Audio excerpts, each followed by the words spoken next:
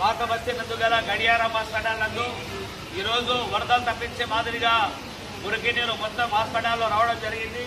ఇక్కడ మొత్తం ఆపరేషన్ చేయించుకొని పేషెంట్లు వాళ్ళ బంధువులు ఈ రకంగా వచ్చి కూర్చొని ఉన్నారు. ఎట్లా ఆపరేషన్ చేసుకొని వాళ్ళ పేషెంట్ తీసుకొని పోతారు. కర్నూలు నగరంలో మున్సిపల్ కార్పొరేషన్ పని చేస్తుందా లేదా అని చెప్పేసి సిపిఎం పార్టీగా మేము ప్రశ్నిస్తూ ఉన్నాం. కమిషనరు, ఉన్నతాధికారులు ఇంతమంది ఇక్కడ పెట్టుకొని కూడా ఈ గడియారం హాస్పిటల్ సమస్య పైన ఏ రోజు కూడా ఎవరు కూడా స్పందించడం లేదు. ఉత్తర బిడ్డ వచ్చి పర్యటన చేసి పోతున్నారు తప్ప, మొన్న కూడా టీజీ భరత్ గారు వచ్చి హాస్పిటల్ విజిట్ చేసుకోయారు తప్ప ఎటువంటి సమస్య కూడా పరిష్కారం కాలేదు. ఇక్కడ వస్తున్న వాళ్ళందరూ కూడా పేద, దళిత, బడుగు, బలిగిన వర్గాలకు సంబంధించిన ప్రజలు వచ్చి అనేక గ్రామాల నుంచి ఇక్కడ ఆపరేషన్ చేసుకోడానికి వస్తారు.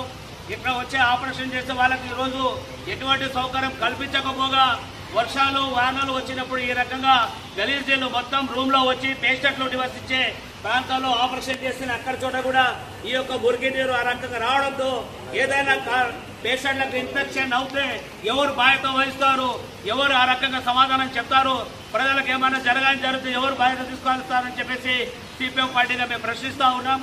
ఇప్పటికైనా కర్నూలు నగరంలో ఉండే ప్రజాప్రతినిధులు కానీ, మినిస్టర్ కానీ, కలెక్టర్ కానీ, కమిషనర్ కానీ, డిఎంఎండ్హెచ్ఓ సంబంధించిన అధికారులు కానీ తక్షణమే సమావేశపరిచి ఈ యొక్క గడియారం హాస్పిటల్ అభివృద్ధి కోసం తక్షణ పనులు చేయాలి.